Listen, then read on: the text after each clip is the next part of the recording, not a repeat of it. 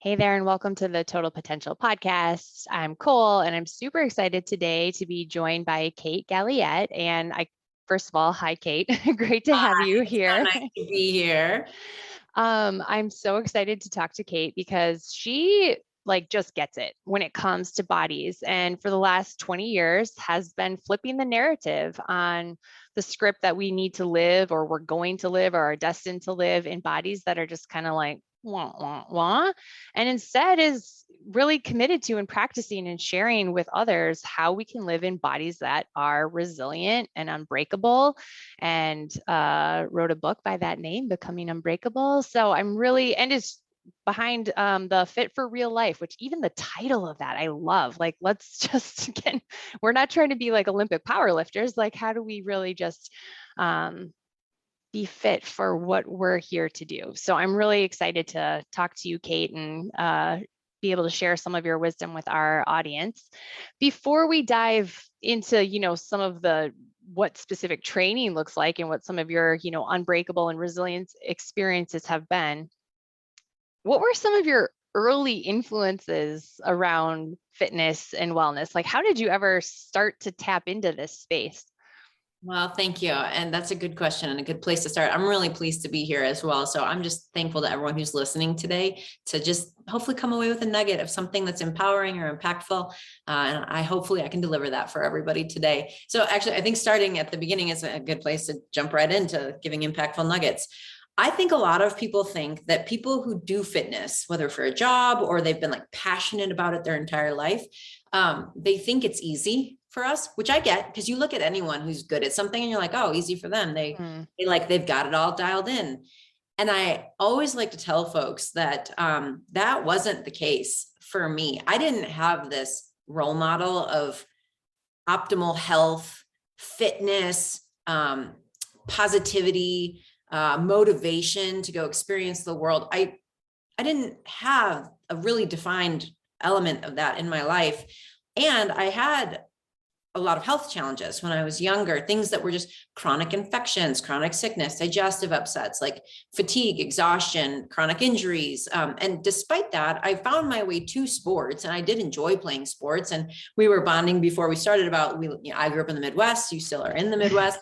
And there's an element of especially back in the 80s, go out and play all day, ride your bikes till the sun goes down, climb trees. I did do all of that. But I knew from an early age that I was seeing adults around me that I was terrified to become. God love them. They were great people, caretakers, family members, other adults I was around. But they were an example that I was like, I don't want to become an adult if that's what it is. Gaining weight that they were dissatisfied with, not being athletic, not being sporty enough to play in the yard for a long time, having lots of aches and pains, generally just doing less and less as time went on. And so I lived with that even in my teenage years. I remember being like, oh my God, no, I can't have that happen to me, but I didn't know what to do about it. And then I hit my kind of 18th, well, not quite 18th year. My dad passed away when I was 17, and I experienced that and lived through that in a very traumatic way. And that imprinted something on me that I didn't yet know had been imprinted. I didn't figure it out until really a couple of years later, that I was 20 something and going, okay, now I really am feeling terrible. Even though I exercise, I do these healthy habits that you're supposed to do, but I still feel like trash. I feel awful. And doctors were telling me, well, that's normal. That's just how you are. Here's a pill or whatever. And so I wasn't getting what I needed and was really frustrated. And I was really worried, oh my gosh, what if it's true? What if it is too late? I'm now an adult. It's too late for me to change, to become better, to become something that I want to be. And then it came through my head, no, wait a minute. I've actually seen a too late moment. When you die, that's too late. That's the real too late in this life. And if you haven't hit that point yet, it's not too late for whatever you want to do. And so I knew that, and that was really powerful. It's still really powerful this day to me to think about that, but I still didn't see anyone. And it was like some sort of little cosmic blessing that occurred where I met some of these first 2 personal training clients I had. So I had gotten my BS in exercise science. I knew I was passionate about the human body and what you can do with it. And so I got a job as a personal trainer after college. And truly one of the first 2 clients I got were these older adults. They were 50 something and just turning 60, each of them. And they were like, no way, I'm not doing this, like get old, be a fart kind of thing. Like you just let your life go. But they didn't know what to do. They both really loved the outdoors. They really loved adventure. One of them was more of a running athlete. The other one was more of a mountaineer guy. I talk about them in my book. And so they had this drive to be like, no way, I'm not going to turn into what my peers have turned into, but I don't know how to take care of my body to train it to avoid these aches and pains and injuries. And so they meet me, I meet them, and I'm like, oh my gosh. Okay. You guys want to do, and you like are driven for this vision that I have. You're like an example of it. And so we took my expertise with the body and their willingness to say, no way, too old is not something I'm going to get stuck in my head. And we came together and we trained together for a decade with one of them and a good 7 or 8 years with the other. And so I got to see examples of what I now say, which is on my t-shirt today, too old is a myth. Never too late. You're never too old. That's just not true. You just have to decide. And I teach people how to do that. You have to decide to make that not true for you. So I got this amazing example from them and that cemented it for me. I was like, nope, it is never too late for me. I can always do something about my body. And that sent me down this rabbit hole of figuring out, okay, well, how do we then make it so that I don't feel like I'm too old? I don't feel too decrepit to do all of the stuff I want to do. What physical training has to go into that? How do we need to look at the body? What kind of mental changes do we need to take about the mindset we use with our body? And that all the way back 20 plus years ago now became what I now teach in my book, Becoming Unbreakable. And to any student who works with me, I try to include nuggets of this in the blogs I write. I just try to exude it every day because that's what I'm living every day, or trying to. We're not perfect. Nobody's perfect here. So like I said to start, it's still not easy some days. I still have challenges I face that I'm like frustrated by. It feels like I'm running into a hurdle again and again. And I always return to these principles I use that are a part of being what I call unbreakable. And that then allows me to find the path forward. Yeah. Well, first of all, I can't wait to find out what some of these pillars of your training are and share them with our audience. But I think, first of all, I appreciate the example about how you took like a really challenging life event and we're able to sort of shift that into something that is of great service and supports people having a really positive way of life. I think that's in and of itself such a positive example. And I mean, I can't like I might have a t-shirt. It's not too late. Like that, I mean, that example of like there's only one too late moment. And up until then, it's all just possibility. What do we want to do with it? Like it feels so empowering to shift that mindset. So before we get into like the how and what do you find that are some of the normal beliefs that people come to you with that then need to be flipped and reframed? Like what are some of the things that just commonly are just part and parcel with this overriding belief system that we're going to live in bodies that are slowly but surely breaking down? Yeah. There's a bunch of them and we all have them. And I had them too. We all have these little spots in our life that we just are living with a story that isn't true. And we haven't rooted it out yet to realize it's not true. So here's what they sound like. Well, you are 40 now. Like, what did you expect? You're 40. Well, you do really think you should be doing that at 50? I mean, your joints are wearing down. That's what it sounds like. Well, I had a knee injury when I was 25. So, I mean, I'm kind of out of luck now. That's another one. And then some of the others are just like, well, I'm tired and my back hurts. And I'm always like, okay, cool. What are we doing about it? Yeah, let's get working. It's helpful data. And we'll probably talk about this. Like I am always collecting data. And I think everybody should always be collecting data because when we assign judgment to things that we're experiencing, it makes it impossible to work with it. And anyone who's maybe done therapy of any kind might relate to something like this, where you learn to like look at your feelings and thoughts without judging them, and then work with them so that you can understand why you feel that way or why you think that way. Our bodies are no different. We are so funny. We have like a knee pain or a low back injury, and we instantly assign judgment to that. I'm an idiot. My body sucks. Of course, this happened to me. Everyone in my family has back pain. It runs in my family. Like, we immediately dive into the story about what we think that means. And it's so important that we separate those things, because then we can actually look at the data for what it is and say, okay, my back hurts.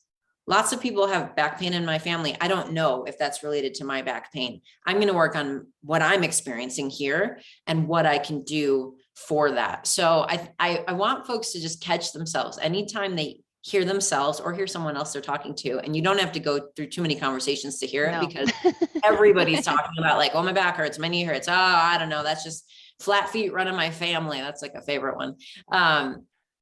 Everyone has a story. And so I'm always like, can we like just verify that the stories are true before we actually start believing them? And I'm here to tell you that biologically, the story that it's too late for any part of our body just isn't true. Even if you've had a catastrophic injury, which I'm so sorry if that has happened. You have two choices: either give up or decide that the next choice is the choice that's going to move you forward. Yeah. And I think a lot of people do want to do that. They want to move forward. They do. And yet there's, like you're saying, that underlying belief has to be noted before you can make the choice to move forward. I'm going to just share like a really quick personal example, because what you're sharing resonates really deeply. When I was 19, I was hit by a drunk driver, lots of like really terrible injuries. And was told like, never run again. Like, you know, you're going to have these limitations. And there was part of me that believed that, but like, I also would like wake up to having dreams of being running again. So there was like this weird juxtaposition between what I was being told and what some of my experience was. But what I can tell you is that happened when I was 19. I turned 40 this year. My body is stronger and healthier than it has ever been in my entire life right now. And so when you said like well, I'm 40, that's what happens. That was a really interesting moment for me to turn 40 and be like, if my 18-year-old self could see what a 40-year-old body does, like, I think a lot of how I showed up would have been a lot different. And not that I want to go back and change it. It is what it is. Yeah. But like the belief that held on after like a really serious injury, it took a while to realize that I could decide about it.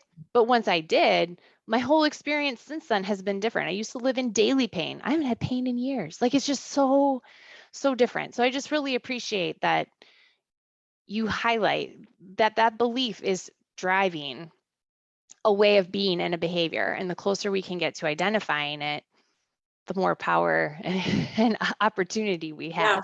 It's really putting yourself back in the driver's seat. And you touched on something very important. One part for me of being unbreakable is taking full ownership of my body and what I do with it. And I had to undo some of that myself, because I had doctors telling me, oh, that's just how you are. And how you are for me that was when I was full of infections recurring over and over and over again. Lots of gut health issues, brain fog, exhaustion, fatigue, lethargy, skin issues, like so much stuff that didn't jive with me. And so part of putting ourselves in the driver's seat is not poo-pooing every expert on the planet. There's a time and place for experts. And I teach folks how to find the right expert and then know when to listen and when to say that was good, but I'm not going to take that other part of what you said, because that just didn't really jive as well for me. And to really become the expert of your body. I think a lot of experts are well-meaning. For sure. Trying to look out for you, trying to use their best knowledge to help you. Maybe the message just isn't right for you at this point in your life, or like what often happens and what was happening to you, there's it's like an encouragement to kind of settle. Like, you should expect that you shouldn't be able to do intense activity again. I had someone who was I talking to? A friend of mine. And he was like, yeah, I was told that I would never walk after 5 years because of the back injury that he had sustained. And he's like hiking mountains now. Yeah. But like, I always think like, how is that helpful? There's a time and place to be realistic and to say, well, the outlook does not look good.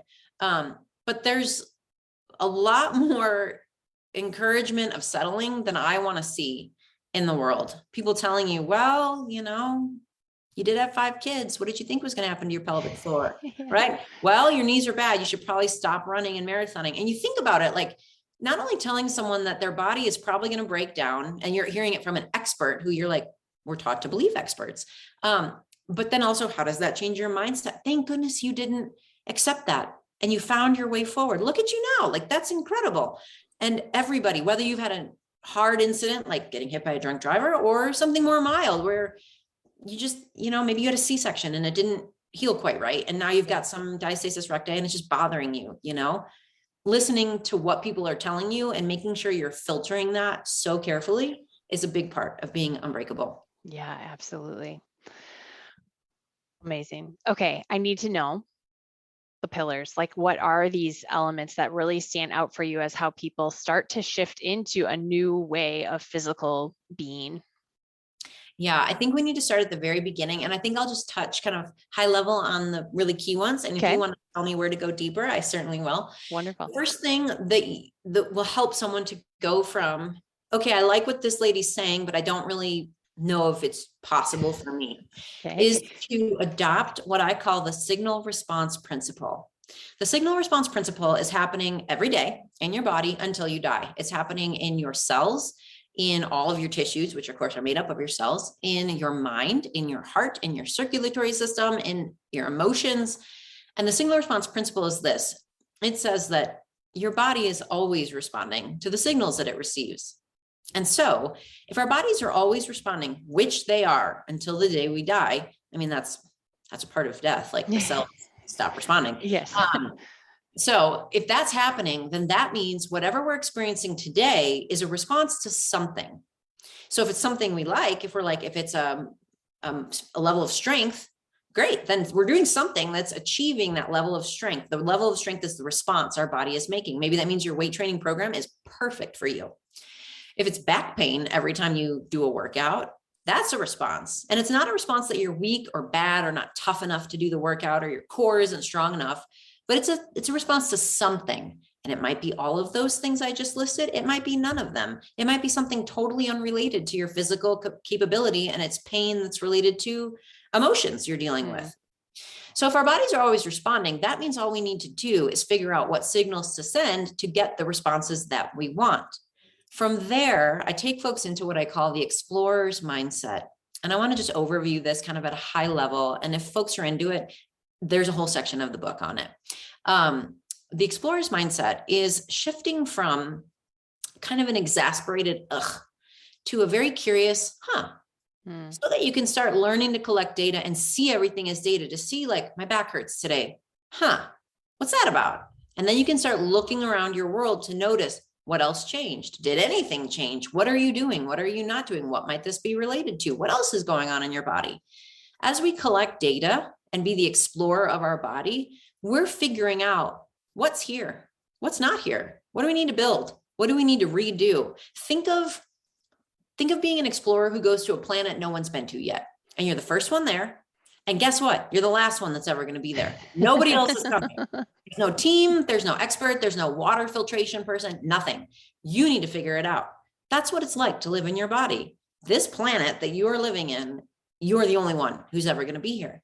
And you're the one who's responsible for making life in this body as hospitable as possible. And you can only do that by being willing to look around your surroundings, externally and internally, collect some data about, like what I said, what's here, what's not here, what do I need, what am I getting, how can this all work for me?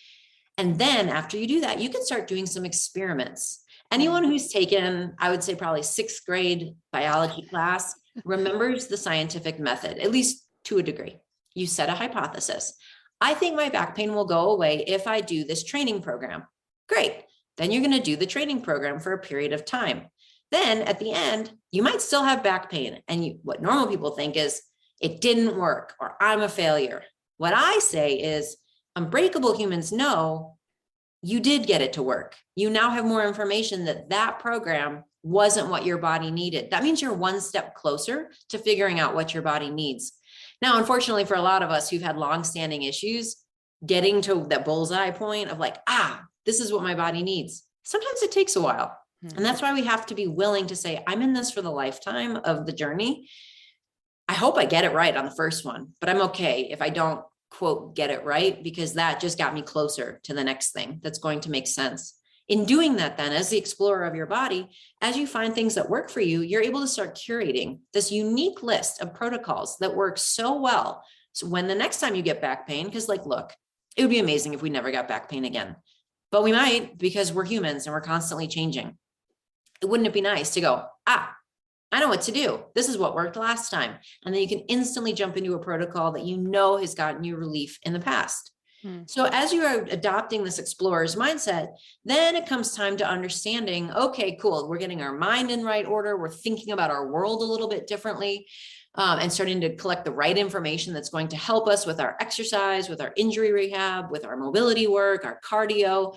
Because then when whatever you go into after this, and I have 6 pillars of an unbreakable body that I'll share. But even if you choose not to follow my 6 pillars, those first things help you make anything you do more workable for you. If you decide to take up yoga and you're like, wow, my IT band pain is coming back. The yoga might not be bad. You now know, this part of the yoga is great. It usually starts to set in after we do a lot of those warrior poses. Maybe I should do less of those. You're able to customize everything you do because you know signal response principle and you know the explorer's mindset and you live it. So if you want to follow my method, what I go through is 6 pillars of an unbreakable body. And these also can be applied to any fitness program, not just the fitness programs I create for people. But there's 6 areas of the body that when you address these to have enough of what they need, which will be different for you. Yes, for every single different body. for you as you're training for a CrossFit Games versus when you're in a season of recovery, right? Like it will change. So we have to acknowledge that our bodies are always changing. What we need will change. But when these 6 areas get what they need, you have this amazing base of strength, stability, support, and just really foundational control of your body that you can layer anything on top of it and do far better than you would had you not done this. So here are the 6 pillars from the ground up. First, strong feet. Next, mobile hips. Following that, strong glutes. After that, strong torso. Moving on up, mobile shoulders and strong posture. And when we address each of those things, and again, we could go much deeper in any if you like, or for people to read the book. Those 6 areas really cover a lot of bases because not only do they need to have correct amounts of mobility and strength or correct amounts of control and function, they all work together. You know, our feet are influencing our hips. Our hips are going to influence our torso. Our torso is going to influence our feet. Our posture is going to be influenced by our torso and a whole bunch of other things. Like it helps to remind you that the whole body is interconnected together. And so we need to treat it as such. So when people work with me, they'll do exercises that are specific to that area, but then they'll also have exercises that are linking how like the shoulders and the hips work together. And if folks want to do their own program, they can use that template and say, okay, does my yoga program give me all 6 of those pillars? Which then invites critical thinking and it invites someone to say, I actually don't know if it gives me strong glutes. I maybe need to do a little learning about that. And then maybe read some blogs or a book or get a program to supplement the yoga program with some strengthening of the glutes and whatever else. And then you end up creating your perfect customized program that is exactly what you wanted to do. And it's covering your bases. Yeah. I mean, I have so many questions for you right now. Number one being, how would somebody start to evaluate what their capacity is in those 6 pillars? Where do we even start? Yeah, I think the simplest way to start, I have a bunch of assessments I'll teach folks to do this, but the simplest way to start with each of the 6 pillars is, have I ever addressed them ever in my life with intention? If you've never intentionally done anything about your feet, chances are you have an area of opportunity to build some strength in your feet. They may not be giving you an issue at this time, but I always say, if you're interested in body care, spend 6 weeks out of your year working on some stuff that you don't normally work on. In this case, maybe building strong feet. So that's the first one. If you've never done anything for that area, maybe mark it as an area of opportunity for yourself. Second, if you've had injuries and issues in that area in the past, assume that you have an area of opportunity there. And then you can take it deeper and say, like, for example, people say, well, I have low back pain. Okay, well, that means I need stronger posture and stronger torso, right? And I say, yes, and maybe something else. Yes. I don't want to make it complicated, but yes, and also maybe you have a hip mobility issue. So maybe we should look there as well and go through each of them to make sure we're sussing out that everywhere has what it needs so that the low back isn't compensating for a lack of hip mobility, for example. And then I always like to give one simple one that people can do, because I think in fitness, a lot of folks want measurables, which I think is good. But when we use measurables at the expense of my inner knowing that, yeah, no, I've never really done much for that, or I did, and I used to, but I don't anymore, or yeah, I have had recurring issues in my hips. Like, okay, this is definitely, my body's telling me something. When we do how many push-ups you can do and how fast you can run, more important than what's my inner knowing about myself, I think we run into some discord and some problems. So I like to include that there's a self component of assessment along with measurable assessments. But if people want to assess their feet right now, one way you can see how much control do you have of your foot muscles is to put your feet flat on the floor, no shoes or socks for now, and see if you can lift your big toes independently of your little toes. So as your feet are flat on the floor, try to lift only the big toes off the ground and set them down. Your little toes shouldn't move at all. Then reverse that, leave the big toes on the ground and try to lift only the little toes. And as you do that, notice, one, can you do it? Two, how well can you do it? Are you doing it very clean and very like with control, or are your ankles moving around a little bit? Are your toes bending in kind of weird ways? Is your big toe starting to point in a weird direction instead of straight forward? Are you shifting your weight back? These are all invitations. And that's one thing I think that when I was younger, I struggled with it as a coach, because I was always trying to invite people to like look at this bigger picture. And so many folks were like, am I doing it right? I just want to know if I'm doing it right. And I'm like, well, there's so many ways to do it right. And like, I think everyone's doing it right, but right can continue to get better as you're like, yeah, you're doing it right with what you're capable of right now. Let's work on making you more capable with your intrinsic foot muscles so you don't have to move your ankles when you do this exercise. I think we're always doing our best with what we have, which is why I never really liked the word like compensating or cheating. We can use it in the vernacular, but like really what's happening if your ankles were moving around as you did that move just now is your body was accommodating you, which when you accommodate someone you care about, isn't that a nice thing to do? Yes. A nice thing for our body to do. We just have to say, hey, thanks, body, but I'm going to teach you something new. And so I can do the lifts, but my goal now is to figure out how to disassociate the ankle from the toe. So that's a really simple practicum type assessment that someone can do. And if folks want to do more of them with me, follow along with my newsletters and my blogs and things like that. And even in the book, I give 6 exercises that people can do as both an assessment and then the exercise. Cause like the toe lifts, if you're like, I can't do those, then I'm like, cool, you should do those. Yeah. Welcome to your exercise. Do them until you can do them. It's perfect. Yeah. So. I'm so glad that you highlighted the feet, because when you first mentioned the 6 pillars of focus, the fact that the feet was the first one really stood out to me. I think for the vast majority of us, we almost like forget we have feet. Like they do a lot for us and we're on them a lot, but I'm not sure we're training them specifically. And so I think something that really stands out with looking at strength and capacity this way is like the integration of it. Like, guess what? When I have that strong posture and a strong torso, what does that make available to something like my feet? Like, how do these things just gel together? And I think that's exciting to think about training ourselves in that way. So I just love that the feet was the place you started. Thank you. And I think there's time and place for everything in the fitness world. If you're super into being the most disciplined athlete of all time, who tracks every single everything you can possibly track, that's great. There's times for doing that.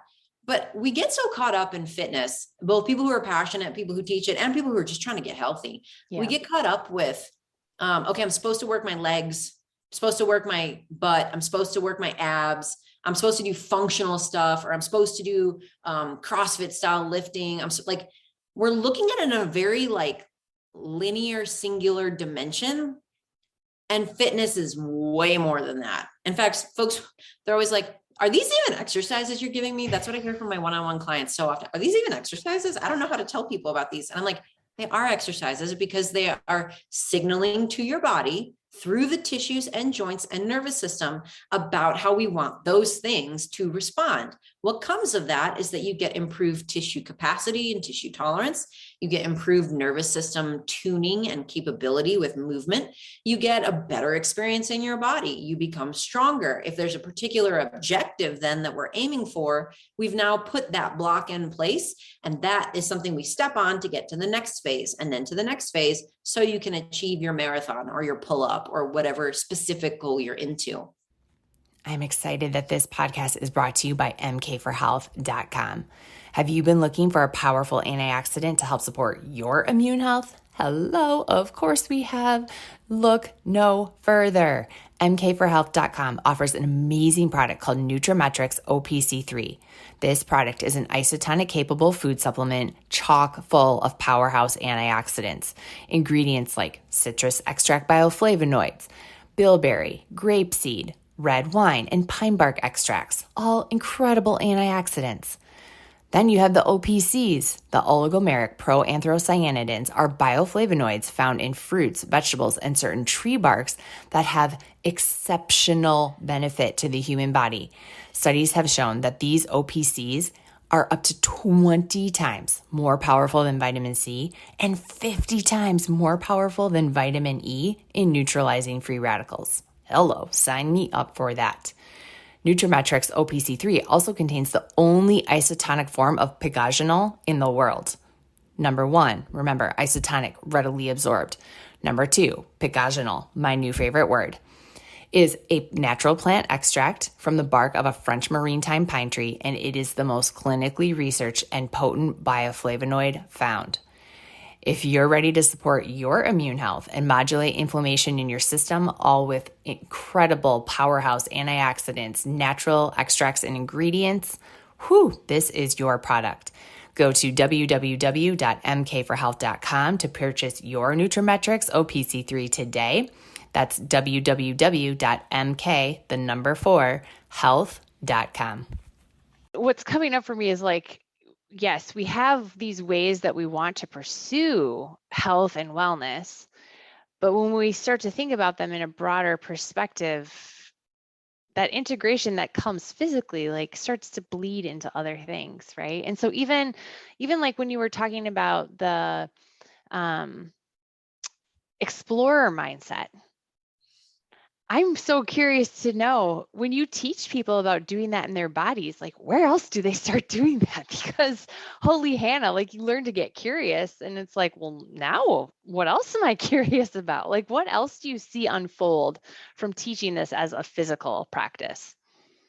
That's a great question. And I've thought a lot about how there are times in life when I'm doing a great job living the explorer's mindset in areas of my life. And then there's parts of my life where I'm still working on it. Like, so for example, you can start using your explorer's mindset in how you talk to yourself around food.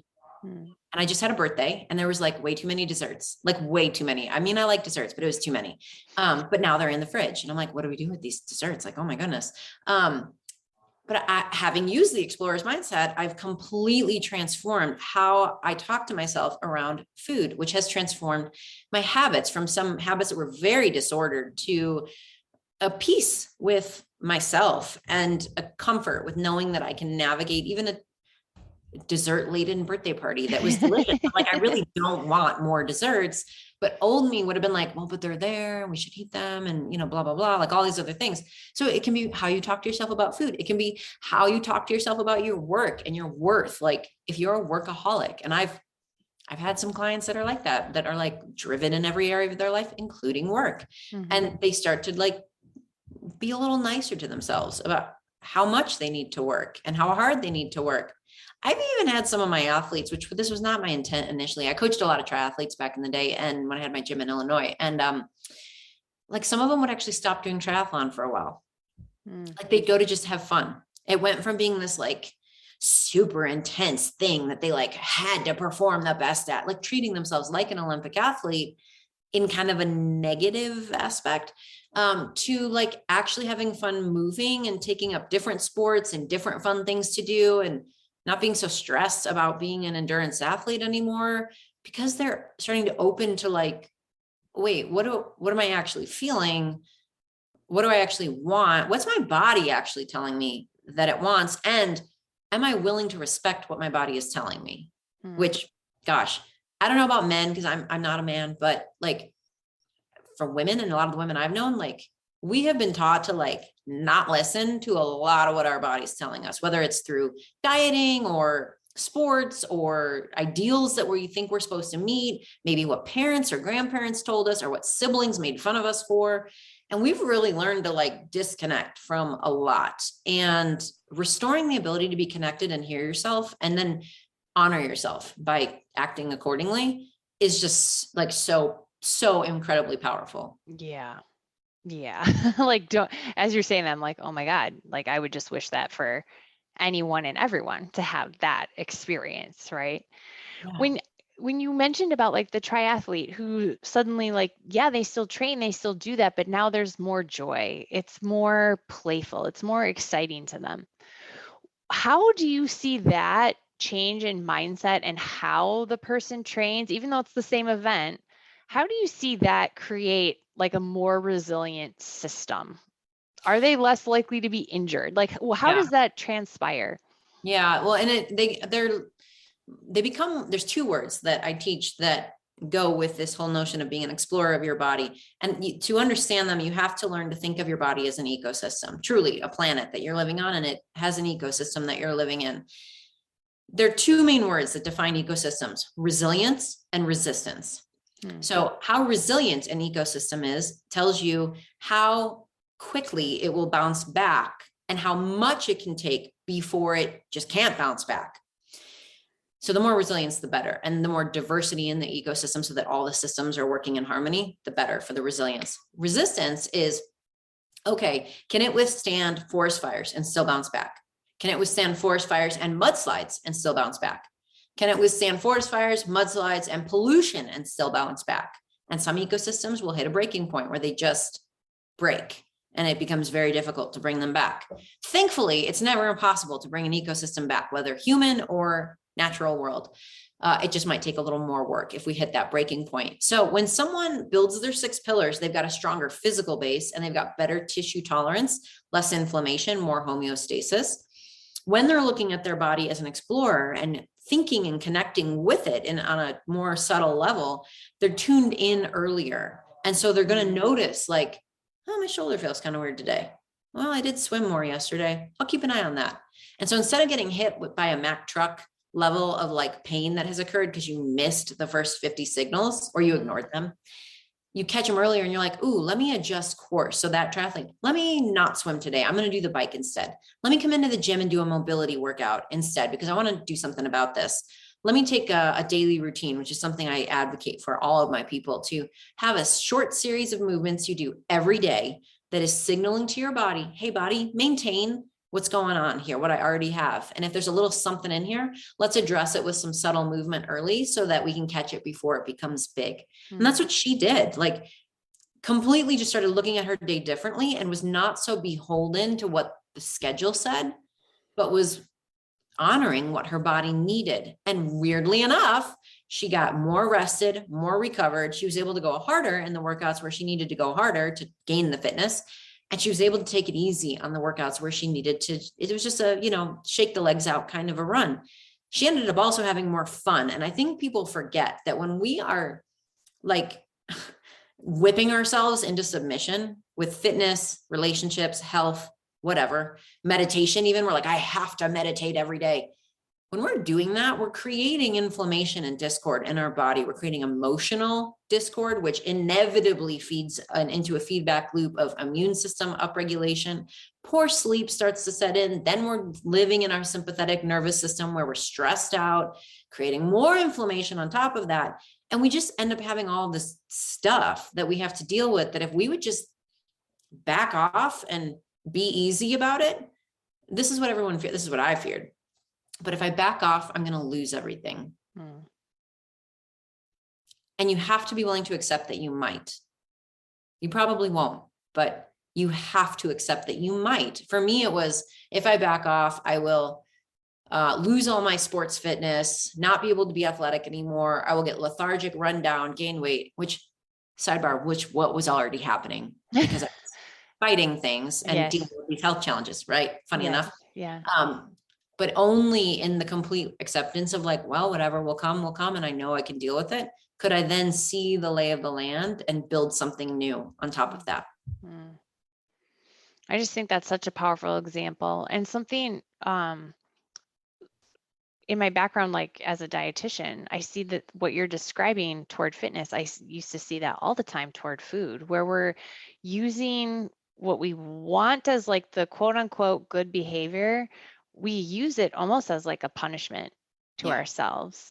And it does create just like this really wild cycle. And I think of how freeing it must be for people who are like really committing to these pillars and committing to this explorer's mindset of how, like, I mean, it just feels like a deep breath almost. It's just letting it go and letting it unfold in a way that could still be, it doesn't mean it won't be challenging at times, right? Like sometimes it's really fun to do something hard. Yeah. But maybe it doesn't have to be that 7 days a week. It's exciting. Exactly. Like you get to dose yourself appropriately. Once you feel that freedom, you're like, oh, I don't have to do this crazy hard workout just to prove my worth or my existence or maintain my fitness. I'm doing this because it's fun. And I've done that where I'm like, oh, today let's do like just a barn burner. Let's just make our lungs burn. Once in a blue moon, I'll do that. And then I do it once. I'm like, that was enough. I don't need to do that again. Back to my zone 2 running and my weightlifting and, all of that kind of stuff. But you gain power back to be in the driver's seat when you start thinking about what does it mean to be unbreakable to me? What are these things that I can implement? How can I implement this into my life? And really go on the journey you don't have to, I mean, maybe you'll need to tear down everything I did. Hopefully not. Maybe you only have to like tear apart one little thing where you're like, I don't really love how I'm relating to exercise, or my back keeps hurting and I keep not figuring out how to fix it. Or I believe that I'm just destined for failure because I'm 50 now. Okay, I'll work on that one thing.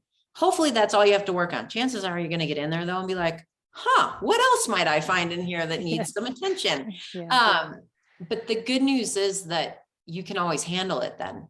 And when you can't, you know what to do. You know what experts to turn to, whether it's a coach, a therapist, a family member, a priest, a whoever, whatever you're dealing with where you can't handle it, you know you can turn to someone and you know how to find that person who might be able to support you in this time of needing education, guidance, recovery, even a surgeon. If you're like, oh, well, looks like I'm going to need surgery, finding a good surgeon, one that you trust, one that you can relate to. When you're in the driver's seat of your life, all of that becomes more doable and you feel empowered the entire time, which I think inherently makes you make better decisions. Yeah, no doubt. I couldn't agree more with that.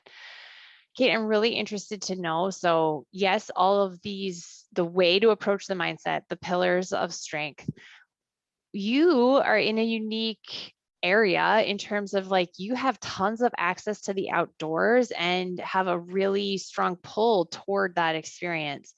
Share a little bit about how that connection of outdoor nature experience has influenced your fitness, wellness, ideas, path, sensation. Yes, I live out west and it's just delightful. It really is. I never grew up thinking I was like, oh, I got to move to the west and get in the mountains. But then I came out here. I talk about this in my book too. I came out here and was like, oh, home. Oh, this is where I'm supposed to be. Even if I didn't make one friend or find a boyfriend or whatever, this is where I'm supposed to be. And it's worth it to go, even if I don't get anything else that I want out of my life. And the reason there's a million reasons I felt that way, but one of the primary ones was that I felt embodied in my body when I was out in nature. And I tell people, you can do this in like New Jersey. You don't need to be in the mountains, but go out in the nighttime and walk and look at the stars. That is a way to get in body and get embodied. And I think that really solidified everything I teach today, because I realized just how valuable it is to feel like you, not like you're trying to be something else, not like you have to put on a show or hold yourself a certain way or hold yourself accountable to a certain thing. You just are you existing. There is nothing else going through your mind. You're just you. And I thought, man, this is very much like what I want people to feel in their fitness practice, but we don't get that in our fitness practice a lot. And I won't speak for everyone. Maybe lots of people out there do, but from the people I've met, which is thousands over the years, a lot of us, like you said, are using this good for us thing where we maybe could feel embodied and having a great time as we do it. We use it as like a punishment or a tick the box on whether Kate was a good person today because she did all the push-ups, and I don't feel that when I go outside. In addition, going outside, whether you live in New Jersey or you live out west in the mountains, you get to express your body's capabilities without anything other than the end goal being enjoy the outside. Maybe even challenge yourself as you enjoy the outside. Sure, you can get into trail running, you can get into Spartan races for sure. But there's value in saying, I'm going on a hike, or I'm going on a walk, or I'm going, what is a Midwest thing to do? Cross-country skiing on the golf course in winter. Yeah. Okay. So like, I'm going to do that because it's a chance to commune with myself and with nature and to express my body's amazingness. For me, also, it's the driving force of everything I try to achieve with my body. If I can't do it outdoors wise, that's a problem for me. And I'm like, whoop, I need to get my fitness on track, because the fitness is worth training for that. Otherwise, my fitness practice is just to feel my best. But for example, we took up hunting a couple of years ago, and it required like backcountry hunting, long hikes with huge packs. And as fit as I was like, whoop, I'm not fit enough for this yet. Okay. I want to be able to do this because I don't want any hurdle standing in my way. So that means I need to focus my efforts a little more. Maybe now is the time to be a bit more focused in on some heavier strength training, some cardio training, but knowing that it's for this period of time. It's not defining who I am. It's actually helping me be who I want to be, because then I'll be able to go hike back into the backcountry with a 40-pound pack and not be like crying by the time I get to camp. Yes. Because I'm in so much pain, which is what happened the first time. It was not good. But it gives me a better relationship with my fitness practice, because I know I want to be able to go outside, whether it's walk around the block or it's a hike up into the mountains. I want to go outside. So is my body doing that for me? And if not, that's okay. If I can't do what I want to do, that's a response. My body is responding, and its response isn't enough to allow me to climb the mountain and do rock climbing, to go on the hike, to whatever. Cool. Then I can send signals through my training practice to bring up my fitness so that my new body's response can be like, oh yeah, we can respond readily to this hike. No big deal.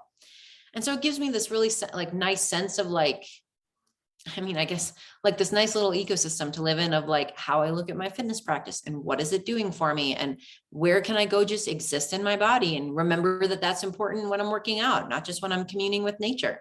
You used two words that I really want to highlight, three words actually, but your fitness practice and training. And I think both of those are like, I just want to draw them out a little bit, because I think a lot of times we call it working out and it feels like work and we're not really sure like what the end point is that's driving toward. And so, yeah, like for anyone listening, the way Kate's describing, I want to train for blank. Like, what is that thing that you want to be and pursue and experience? And then boom, put your eyeballs on it so that you can start to like work toward that thing. Because I think those two ways you describe that are just really an important shift and compared to what is like used in the normal vocabulary when we talk about fitness. I would agree with you. And it's like, use whatever word works for you, right? But I think when we're training for something, we've got a clear motivation and we know where we're headed, and we're trying to move in kind of stepwise fashion towards that. But also with like, you probably see this with nutrition too. A practice is something we do every day. I think the word's maybe been a little co-opted because you hear about meditation practices, and sometimes it comes across a little, I don't know, not quite so like lovely. You're like, oh, great, your meditation practice. Oh, you meditate so much. But a practice is something we do every day. It's something we do all the time. And it's just a part of who you are. I am not someone who, takes up something and then puts it back down. I am practicing my fitness every day in my daily habits, which I teach about in the book about how to do that, in my workout time, in my hiking time, in my rest time. Everything is a part of my fitness practice. And so it is a part of who I am, as much as the fact that I have brown hair, Yeah. And I think when we can move away from kind of like the diet mentality where you're on or you're off, and move into, I am always on, and not in the like riding the roller coaster white knuckled way. Like it's just always on. And so everything I'm doing is supporting that. Or if something I didn't support that, that's okay. Tomorrow's a new day. And the next thing will support that, my overall fitness or my happiness or my nutrition practices. And so if people can think about a practice rather than a diet style where you're like on and off with it, I think there's a lot more compassion in that too. Yeah, no doubt. I would agree with that. Okay, I know people listening are going to want to learn more and take a little bit deeper dive into some of the pillars and the way you're describing the mindsets. Like, where can people find out more about you and the information that you, like, in such an awesome way put out in your book? Where should they go? Well, perfect. I think that would be great if more people wanted to connect and, be a part of what I'm doing. I just love sharing the message and hearing how people receive it too. It's so neat to hear from the people who are listening. So you can find me on social media, of course, at Kate Galliett, at all of the, all the things. Yeah. But if you'd like to check out the book and you're in the lower 48, you can go to my website, theunbreakablebody.com, and you'll see a link to purchase there. If you're outside of the lower 48 of the US, go ahead and go to Amazon and you'll be able to pick up the book. You can also pick up the companion journal that goes with the book. And so those are two good places to go. I also have a newsletter that I love for folks to sign up for. It's totally free. And I'm sharing on that each week, one thing I'm doing for my health and well-being to make it really simple, really actionable, and show how I'm living this stuff every week. And that's where I love people to engage, like read it and see what it can do for you. Reply, let me know what you think. And it's just a great way to keep connected and keep these concepts in your life, if that's something you're into. Yeah. Wonderful. Well, we'll make sure to share all of those links in our show notes so that everyone can hop over and check out all the good stuff that Kate has to share.